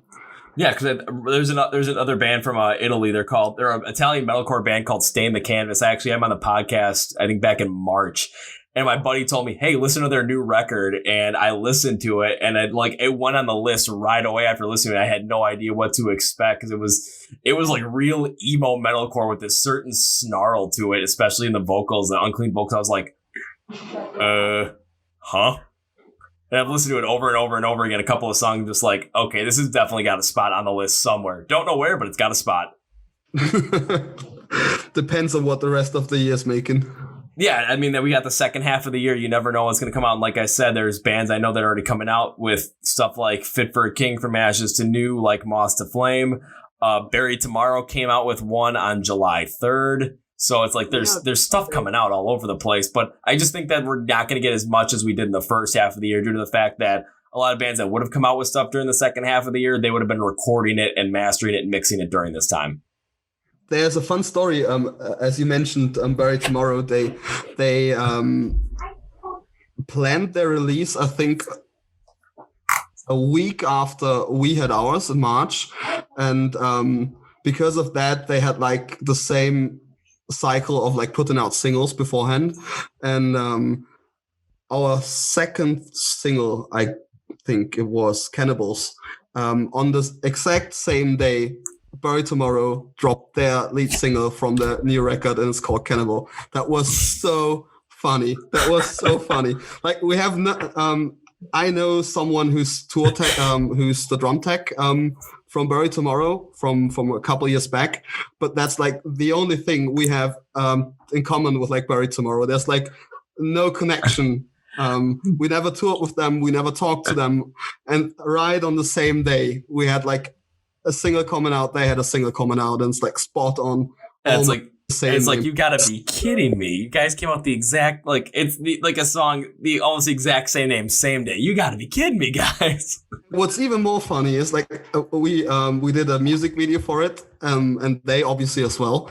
And in our music video, there's this like red alarm clock in it, and Bury Tomorrow have like the same, or like almost the same clock in their video as well. That's so crazy. Well, because right before we jumped on this this call, I was working on my editing the video for my review for Bury Tomorrow's album, and I put some music video clips in there just to kind of spice up the video and make it a little bit more interesting instead of me sitting there just talking like this and explain things nice. Just a little audio in the background, little music, but kind of want to also put some music video clips in there because it makes it a little bit more interesting. And when you brought up the Cannibal and you brought up the alarm clock, I can exactly remember, like, because there's a piece like right at the end of one of my clips that I put in there from the Cannibal video is that alarm clock. That was so good. Like, we were like, are they like stalking us, or was like our music director like, did he know what they are doing? Because it's like so spot on the same. So you might want to go talk and be like, do you also work with Bury Tomorrow? You have to tell us now because we think they're taking our ideas and we got to figure out what's going on. And it might just be honestly sheer coincidence where it's just, it happens. It's probably the biggest, that's probably the most logical reason. It just happened. I think so as well. Like, I don't consider Bury Tomorrow a band that needs to like watch what other bands are doing. Yeah. I think they're pretty great, and they can come up with their own shit. So I think it's the biggest coincidence in 2020. It is one. It's probably your biggest coincidence in 2020. And if for some reason something happens where you find out, hey, someone's leaking our stuff to them and they're taking some of our ideas, you find that person, you got to just go up and say, I'm gonna have a little talk here, and then you sit down, have a chit chat with them. What did you guys think I was going to say? Take them out, make them sleep with the fishes? No, I'm just like, yeah, we're just going to have a little chit chat with them and literally just have a talk with them. That's it. Total reversal. Wow. So one thing I want to jump back to is you guys, you said that you have toured with Trivium before, and I got to know, what was that like? Because we already had a little bit of talk about Trivium already. So what was touring with them like? Pretty professional. I think professional is like the best to describe it. Like, they're all pretty solid dudes, pretty nice to talk to, but I think they're one of the most professional bands we've ever been on tour with. Like, everything is so strict and everything is like set up to be perfect, and that was like a pretty new situation for us. Like, we know how to work with professionals. Like, we try to do everything as good as possible for obvious reasons, but Trivium are like on a whole different planet when it comes to professional doing of shows. Like, we've been on tour with Killswitch Engage last year as well. We've been on tour with the Bad Wolves. We've played some other big shows with bands from the US, and they are all pretty professional, but Trivium is like off the chain. That's something pretty different to us. But it was pretty good. Like, it's cool to work with another band that's so straightforward when it comes to putting on live shows. It's just somewhere that they know exactly what they're doing. They know exactly what kind of show they're going to put on. They're going to do it in the most efficient way possible. That's it. But you also got to tour with Killswitch Engage last year? Yes, we did. Now, like 4 full weeks with them. Like, we did a whole European run with them in Revocation. When in 2019 was that? Like, what month? September and October, or October and November. Like, not that long ago. So this was during their European tour that was in support of their the Atonement album. Yes. And I'll say, unfortunately, it wasn't during the time when Light the Torch would have been with them too, because then you guys would have been able to tour with not only Killswitch Engage, but also with Howard Jones at the same time as well. But that was pretty good. Like, I think that's the best tour I've ever been on. Like, Killswitch Engage are so generous and so nice people. Their crew is the absolutely best. Like, their crew helped us out on so many occasions during the tour. That was pretty fun to spend 4 weeks with them on the road. And pretty cool venues as well. Like, we've played the Brixton Academy in London in front of 5,000 people. That's the go-to venue where like Madonna and all the other great artists are going to, because that's one of the most well-respected venues all over the world. And I think we never have the chance to play that as a headliner, so it was cool to be there as a support band. I mean, you never know. Give it another 5 years, you might be playing there as a headliner. Don't give up on the dream. Would be pretty cool, but at least I can say I've played this venue once. Yeah, and you played in front of 5,000 people too. So, I mean, no one can take that away from you. Definitely not. So you played all throughout Europe then? Yeah, it was a tour through Sweden, Finland, Denmark, Germany, Austria, England. I think there was a show in Belgium, and I think there was one in Switzerland as well. Dang, that's a huge tour. Yeah, it was 4 weeks. I think it was like 12,000 kilometers or something. Yeah, that is long. My God. But that was pretty cool. Like, I would do that every time again. Have you ever had a chance to come over to the U.S. and tour? Have you ever had any offers to come and be like a support of a certain band, or has it been something that hasn't happened yet? There is something that I want to make happen for a long time. Like, I'm close friends is too much, but I have pretty good contact to Evergreen Terrace, because in an old band of me, we played a lot of shows with them in Europe. And at some point, there was like the idea to bring us over, to just hop on an airplane to go to Jacksonville and rent their equipment and go on tour with them just for fun. But that didn't happen. But we hope to make that one happen, and we definitely want to come over to the US next year. Yeah, and there are a couple places for the U.S. as well where you guys could play. Just, I mean, know where the kind of the main idea for like the hubs, especially for more of like the metal scene, would be. I mean, like you said, go to Florida. Like Jacksonville is like a first step. Florida is just a whole different animal when it comes to the whole entire region of the United States. But I mean, when you think about Florida, they've got a whole different metal scene over there than any other place, because it's just crazy, but it's worth it. And then places along the Northeast area, so like cities like Boston, Philadelphia, New York, you're always going to find people that have stuff there. And then the Midwest, kind of like Chicago, Indianapolis, Detroit, Minneapolis, where I'm from, Milwaukee. Yeah, got to shout out Milwaukee. Woohoo! And then other places, just like, I know Texas you can always find people in Texas that like this kind of stuff. I've talked to a lot of bands in Texas. And then, of course, got to go out west, got to go to California, have a good time. And it's also, come over, and when you're touring, just enjoy yourselves. Just go to a couple different places, experience a couple different things, eat some, cheeseburgers. I mean, I don't know what American food would be. Just cheeseburgers, basically that. Yeah, I think that's the first thing. Like, our singer Daniel is quite a lot in California, because he, besides being in Tenside, he's working with a lot of labels and does like kind of managing other smaller artists. So that's why sometimes he has to go to California. And he always tells us we have to try In and Out. So I think that's the first thing we all are looking for when we're over in the US. I'll say now it's going to come to a guy like me where it's like In and Out. No. Because what happens is, especially here in the U.S., because In and Out is a fast food restaurant and it's just all burgers. So it's like there's different national fast food chains here in the United States and like that are worldwide. So like, of course, you're going to have McDonald's, your Burger King, that kind of stuff. But then in the United States, there's a lot more regional like fast food restaurants, and like out in California, further west in the United States, the big one is In and Out.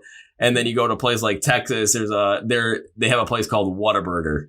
Mm-hmm. And then up here we're like, nah, you got to go to this place called Culver's. that's where you gotta go. But if you're gonna come and you're gonna tour the whole entire United States, you're gonna find all these different places all over the place. So it's gonna be like, oh, we gotta try that. Oh, we gotta try that. Oh, let's go there. Yeah. Let's go to this. Let's go to this place. It's called Covers. Why? Because Kevin said so. Yeah, food's definitely involved on touring. And then plus with Culver's, they always have custard there, and then they always have different flavors every single day. So you never know. You could get chocolate chip cookie dough ice cream. That's good. Like it's cool to have like a surprise every day. Yeah, because it's like also it's like, oh, one day you're gonna have like it's gonna be chocolate chip cookie dough flavor. You're gonna get cookies and cream with a bunch of Oreo cookie bits in there. Grasshopper fudge, mint chocolate, strawberry. I mean, they always have something different every single day, along with the classic vanilla and chocolate. Awesome. That's so good. We have to try this. I'll say, look at us going from music to food. Man, we should be doing a food podcast at the same time, too. Yeah, like I love to eat. Like there's not that much that I don't like to eat. So that's definitely one thing I'm always looking out for when I'm on tour. I'm kind of the same way. It's like if someone's like, oh, hey, here, try this. I'm like, oh, I'll give it a shot. I like food. But then there's also sometimes where there's certain foods where it's like, I'll try and stay away from for a little bit just because maybe I ate them and then something didn't go right. So that's why I'm always giving lately I've been giving my mom a little bit of grief because the last time she made lasagna, it was like, okay, I ate it. And then right after I ate it, my stomach started hurting. I'm like, oh, that's a little weird. Okay, no big deal. Woke up the next day. Nope, the pain hadn't changed. And I ate her lasagna the next day. And all of a sudden, like my stomach was getting worse. I'm like, okay, I think your lasagna gave me food poisoning. Well, it wasn't her lasagna and it wasn't food poisoning. My appendix had to come out. So I needed surgery, but I still give my mom grief saying it was her lasagna that caused it, even though I know it wasn't. I always tell her I know it wasn't, but it's just funny to say it. So I'm waiting for the time when all of a sudden I'm gonna go over there for like a Sunday dinner and she's like, guess what I made? I'm gonna be looking, not lasagna, and she's gonna put it right in front and be like, have fun. Oh god, already. And then just all of a sudden 2 minutes later it's all gone. I'm like, more. That would have been the next question. Are you able to resist eating the good lasagna? If she's gonna make lasagna and it's like, yeah, this is what we're gonna have for dinner, I'm gonna still be like, are you trying to kill me here? All of a sudden it's on the plate in front of me, and 2 minutes later it's gonna be gone because I ate the whole thing. and my reasoning behind it is well, my appendix is already out. They can't take out another one. That's for sure. But yeah, and then also next time all of a sudden, next podcast I do, all of a sudden I might just do a whole food review one and start acting like Gordon Ramsay, just like, wrong. What is this? Do the classic, get the 2 pieces of bread, put it between my face. What are you? An idiot sandwich? An idiot sandwich. This dude's so funny. He gets me every time. just the creative insults that guy comes up with. But then it's even funnier because watching some like the cooking shows that he has here in the United States are always on TV. Whenever they're dealing with adults, so whether it's like their Iron Chef, Master Chef, Hell's Kitchen, whenever they're dealing with adults, he's always just like on them, always yelling at them, always expecting perfection. And just like if they start like breaking down and crying, he gets even more in their face. However, then they have like here they have Junior Master Chef, where they have kids come in and do the whole entire Master Chef thing. And if they're having trouble, he'll never be mean. He'll go up and actually help calm them down and then help them through and get back on track. Yeah. But if you're older, it's just like, oh no, if you do the same mistakes, oh no, he's gonna yell at you, get in your face, and say, my 8-year-old daughter could cook better than you. And you just sit there and say, yes, chef. Because that's all what you're allowed to say. Otherwise, you get maybe get punched. I wait for the point where he's like losing his shit completely and starts punching people randomly. Oh God, it's like a cooking show with him is like boot camp in the military. Definitely. Oh my God, yeah. I can't cook, I should say. So I'm definitely not going to be on one of those shows. Unless you want to get beat up by him. I mean, it might work for all of a sudden saying, you know, I've got this thing going on, and all of a sudden, like, hey, check out all this music stuff, and I go on there and get kicked off the first week and just go out in like a complete blaze of glory. You never know, I might get a lot more followers on this stuff. Oh, it gives me an idea. I'm gonna go on MasterChef and burn out completely. I'm wondering what he would do if there was actually someone that's like not just says one sentence and then gets off because he's annoying him so much.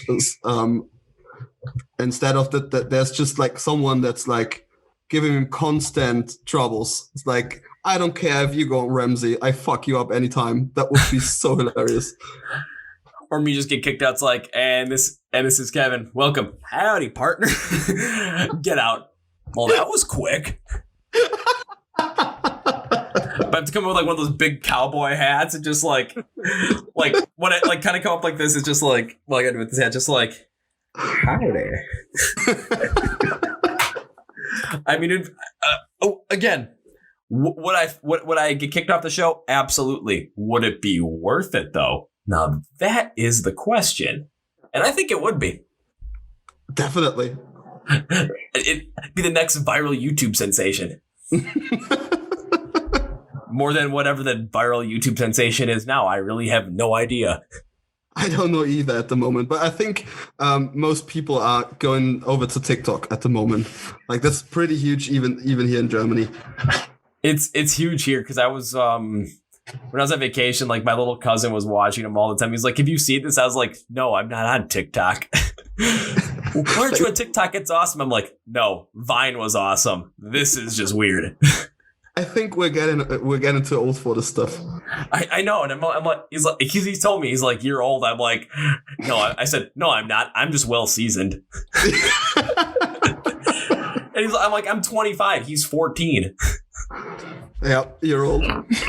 but then again, there were times where I was because we were up north, we were fishing. It was like I had my little mini speaker next to me, and I was trying to make sure that he knew what good music was. And all of a sudden, he's like, because I was playing stuff from a couple of Italian bands I knew. I was playing stuff like A Day to Remember, playing Falling in Reverse, playing some Rise Against, and all of a sudden, he's like, "Hey, can I pick a song?" I'm just thinking, oh, great, here we go. And I'm like, okay, what's he going to play? And I just like, I got my pole in the water, and all of a sudden I start hearing I Write Sins, Not Tragedies, the whole album from, was that the, God, I can't, was from, whatever was from Panic at the Disco. I feel horrible that I'm going to, yeah, I think it is I Write Sins, Not Tragedies. Yeah, that song. And he played that, and I'm just looking, I'm like, why are you doing this to me? And it's not that I don't think Panic at the Disco is bad, I just never got into him. You didn't? Like, I No. loved that album back then. I loved it so much. I couldn't remember the name of the album. I'm like, oh, Fever You Can't Sweat Out, that was it. Yeah, it was. I never got into them. I've had a couple of other interesting experiences with their music just over the course of my life. I'm starting to be able to like be okay with listening to them, but it's just like I'm sitting there thinking like I'm like, okay, that's a start. At least you're listening to like that stuff. And because all of a sudden he's like, well, I used to listen to this. And he put on Imagine Dragons. I was like, can you change that, dude? Oh yeah, I'll change it.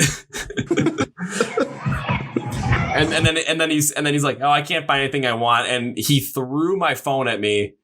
We're on a pier, and he threw it at me for me to change the song. I'm like, and I caught it like this as it was about to go in the water. I'm like, oh, okay. I was like, okay, next time, just hand it to me. And then he said, what? It was like, what? I knew you were going to catch it. And all of a sudden he's like, can you throw me my phone? And I looked at it and just said, really? You want me to throw you your phone? Yeah. And I just tossed it to him, and he dropped it. It went in the water, but I put it in a plastic bag. And I sealed it up, and I just kind of, but he's like, what the heck was that for? I'm like, go grab it. Hey, it still works. Why is it in a plastic bag? I'm like, cause I was thinking. It's reasons. It's like, I've got reasons, man. But he did start getting into some of the Italian metalcore stuff I was showing him. So I'm like, I'm starting him down the road. And then he also was telling me that he plays this one song that he always uses to mess with his mom that she hates. I'm like, okay, just play it. And it was Stacy's Mom by Fountains of Wayne. I'm just like, Okay, now we're talking, kid. We're just having too much fun with that. But if you got time, I got one more quick question for you. It might be quick. It might go 15 minutes the way we're going. Who knows? But I got one more question for you. Go for it, definitely. So outside of the planned tour that you have, and either September, or if that gets pushed back to January, what are the plans for Tenside in the future after the release of Glamour and Gloom, after coming up with this new tour? What are the other plans going forward? Definitely playing shows once it's allowed again. One plan we already started is like writing new material, because what to do else when there's no time to play shows. So we already started writing the first few songs for the new record.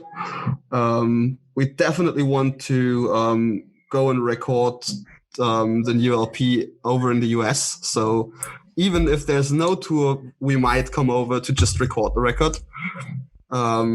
And I think that's about it for the moment. Like we don't want to make too many plans because you never know how long this shit is going to take. So that's why we're leaving most stuff out and just concentrate on writing new stuff. Understandable. Again, God damn this virus. Screw up everything. Definitely. And what if you're planning to come over and record in the U.S., is it going to be planned to record in California due to Daniel's connections out there? Yeah, quite possibly. I mean, the only reason I asked that is because it just makes a lot of sense, and I just wanted the confirmation on that. Yeah, we're like, I think once we're over, we're not just recording new stuff. We definitely taking it as a vacation off from Germany for some time. So we might want to come over for like a whole month or something, like 2 weeks of recording and 2 weeks of just traveling around and see a bit of the US, since most of us never have been there. And eating as much food as you can. Definitely.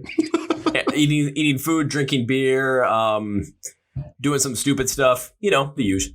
Yeah, definitely. I'm trying to think like the stupid stuff that you could end up doing, but I mean, it just all depends upon where you go, because every state's going to have something completely different for you to try. Yeah, and how productive we are. Like if we have the feeling that we're like pretty productive, then we might end up like recording for 4 full weeks. And if we see that there's like after 1 week we have a lot together and we start to get out of this production process, then we might end up doing 3 weeks of just pure fun. Yeah, you can always just, especially around California, just go sit on the beach, enjoy the sun, enjoy the water. I'm trying to think of some others, just travel, go blow off a bunch of fireworks, especially because we just all did that this past weekend. Because it was 4th of July here, so all of a sudden it was like everyone was just shooting off fireworks. I was sitting at my parents' house with my brother, my best friend, and his best friend, and my parents are around, and all of a sudden we're just looking up. It's like, oh yeah, no one's having any fireworks, or there's no like set fireworks because of the coronavirus. But people are lighting off their own stuff, and it was like I didn't have to go anywhere. I could just look up, and it was like all across the sky. It's like everyone's trying to fire off stuff, and I'm just sitting there thinking, you know what? This is a lot better just sitting here watching it than having to go somewhere or actually lighting them off myself, because people are lighting them off. I get to enjoy them. They're a lot closer. I didn't have to pay anything. Definitely. But you people in the US, you love to blow stuff up. Definitely. Like you're so crazy all about like fireworks, guns, everything that makes like a noise is like quite perfect and will fit for you. If it goes boom, we're like, yeah. And in an episode of The Simpsons, it was during the 4th of July, they it was like the perfect description. Celebrate the independence of your nation by blowing up a small part of it.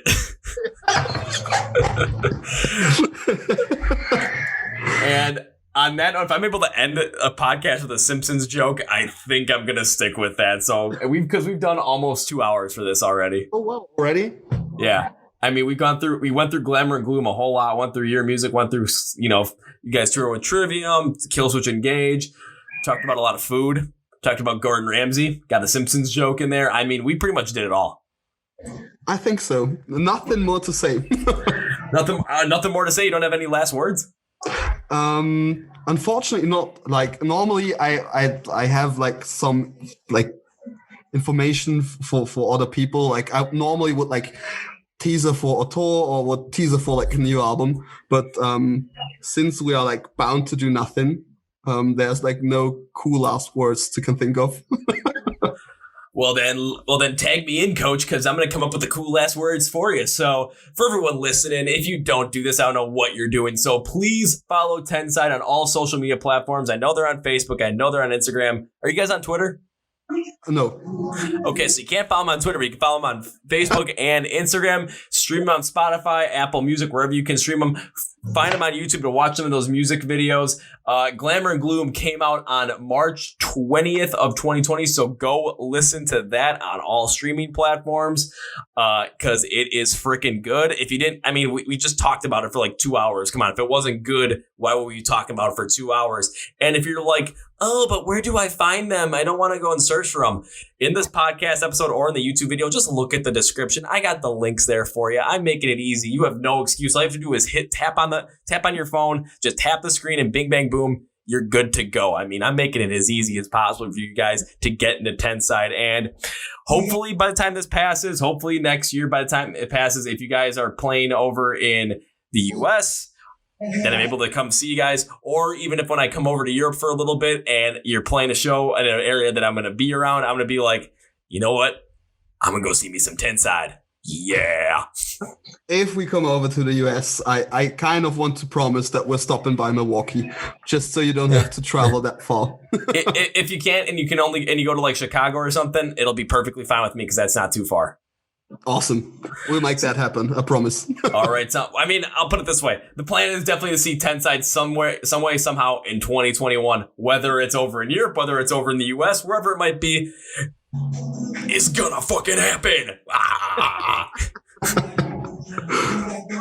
All right. Well, Hani, thank you very much for being on the Chord Progression Podcast. This was fun as all hell, and I can't wait to do this again because this was fun.